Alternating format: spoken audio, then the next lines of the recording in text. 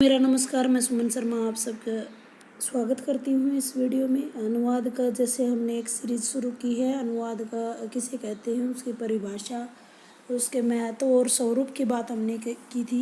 ये महत्व का मैं एक अलग प्रश्न लेकर आपके साथ आई हूँ। इसी सीरीज़ में हम अनुवादक के गुण और अनुवाद की समस्याएँ, ये सभी प्रश्न आपको सीरीज़ वाइज मिलते रहेंगे।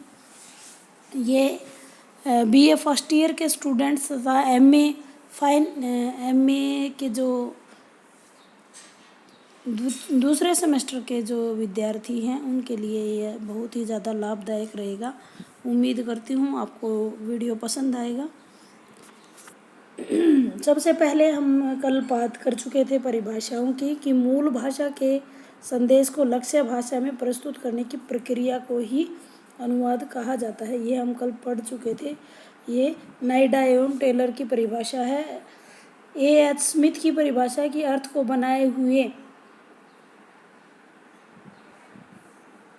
जो अन्य भाषा दूसरी भाषा है उसमें प्रस्तुत करना ही अनुवाद है। भारतीय विद्वानों के अनुसार देखिए, देवेंद्र नाथ शर्मा ने कहा, विचारों को एक भाषा से दूसरी भाषा में रूपांतरित करना ही अनुवाद है। संक्षेप में अनुवाद जो है एक भाषा से प्रस्तुत पाठ को दूसरी भाषा में स्थानांतरित करना ही है।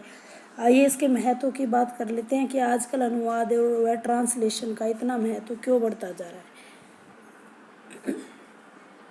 सबसे पहले मुख्य बिंदुओं के माध्यम से मैं आपको यहाँ बता रही हूँ कि भारतीय एवं प्रमुख विदेशी साहित्य। भारतीय तथा विदेशी साहित्य को जानने के लिए भारत की विभिन्न भाषाओं में लिखे गए आपस के सौहार्द के लिए ये लिखी जाती हैं। यदि हमें पर्यटन को बढ़ावा देना है, यहाँ से संबंधित पर्यटन का इतिहास आता है और इसका अनुवाद भी विविध भाषाओं में करना पड़ेगा ताकि विदेशी लोग यहाँ आए, हमारी धरोहर से, हमारे ऐतिहासिक स्थलों से परिचित हों। इसलिए हमें अनुवाद की बहुत ज़्यादा आवश्यकता है। दूसरा पॉइंट के माध्यम से मैं आपको बताना चाहूँगी, अंतर्राष्ट्रीय सम्मेलनों के लिए यदि किसी देश में अंतर्राष्ट्रीय सम्मेलन हुआ है तो वहाँ उस सम्मेलन में जो भी विचारधारा, जो बातें सामने आई है, वो अलग अलग देशों के लोगों को जानने और समझने के लिए हमें अनुवाद की आवश्यकता पड़ती है।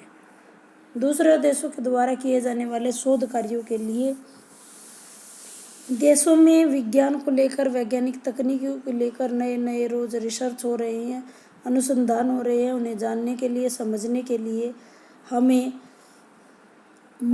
अपनी मातृभाषा के अलावा अनुवाद की आवश्यकता हमें पड़ती है। धार्मिक ग्रंथों के अध्ययन के लिए यदि हम एक धर्म से दूसरे धर्म के ग्रंथों का अध्ययन करना चाहते हैं, पढ़ना चाहते हैं, समझना चाहते हैं तो हमें अनुवाद की आवश्यकता है। जैसे पाली तथा हिंदी में लिखे गए अनेक ग्रंथ हैं, अब अंग्रेजी में भी लिखे जा रहे हैं। यदि विदेशी साहित्य में विभिन्न भाषाओं में या भारतीय भाषाओं में अनुवाद को अगर हमें धार्मिक ग्रंथों को समझना है तो अनुवाद को महत्व देना ही होगा। उदाहरण है जैसे देश विदेश की अन्य भाषाओं को जानने के लिए हमें अनुवाद की आवश्यकता है। विश्व की प्रमुख संस्कृतियों को जानने के लिए, समझने के लिए हमें वहाँ की कला, संस्कृति, वहाँ की मातृभाषा को समझने के लिए वहाँ की पुस्तकों का अनुवाद हमें अपनी मातृभाषा में करना पड़ेगा। पर्यटन विश्व स्तर पर अगर हम भारत देश में जो विरासत है, जो पर्यटन है, उसे आगे बढ़ाने के लिए हमें अनुवाद की आवश्यकता पड़ेगी। अनुवाद जो है, अगला जो प्रश्न पॉइंट है वो पत्रकारिता के लिए। पत्रकारिता के संदर्भ में भी अनुवाद की बहुत आवश्यकता होती है। कोई भी पत्र अंग्रेजी में हो तो उसका हिंदी में अनुवाद किया जा सकता है या किसी भी भारतीय भाषा में या किसी अन्य भाषा में अनुवाद किया जा सकता है। विश्व के सभी देशों में परस्पर वैचारिकता बढ़ाने के लिए, सांस्कृतिक धरोहर यहाँ की वहाँ से आपसी सौहार्द बढ़ाने के लिए, प्यार और प्रेम बढ़ाने के लिए ये अनुवाद का महत्व है। छोटे से वीडियो के माध्यम से मैंने आपको बताने की कोशिश की है। धन्यवाद।